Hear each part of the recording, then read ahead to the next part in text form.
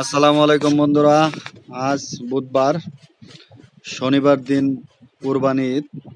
আজ নারীর টানে বাড়ি মানুষ ছুটছে।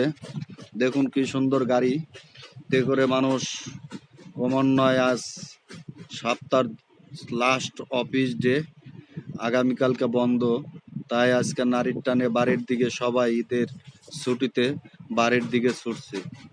গাড়ির পর্যাপ্ত পরিমাণ জ্যাম না থাকলেও রাস্তা জায়গায় জায়গায় ধীর গতিতে গাড়ি চলছে। এটা আসলে নবীনগর সেনা মার্কেটের সামনে, এবং ক্রমান্বয়ে দিন গড়াচ্ছে, মানুষের ভিড় বাড়ছে।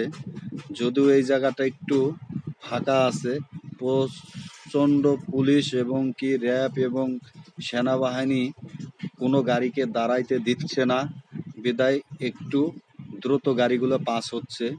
আশা করি মানুষ নির্বিঘ্নেই বাড়িতে পৌঁছতে পারবে।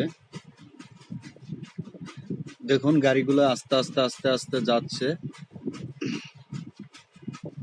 এবং পুলিশ দেখতে পারলেন যে পুলিশ কিভাবে নিরাপত্তা দিচ্ছে। রাস্তায় কোনো উল্টো দিকে কোনো গাড়ি চলতে দিচ্ছে না।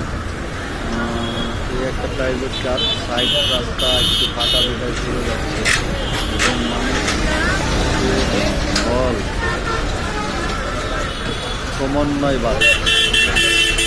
আশা করি মানুষ তাদের গন্তব্যস্থানে সহমত পৌঁছে যাবে। তবু মানুষের যে একটা জিনিস, সেটা এবার ক্রমান্বয়ে এবং এবং কিছু গরুর ট্রাক গাবতলিতে যাচ্ছে।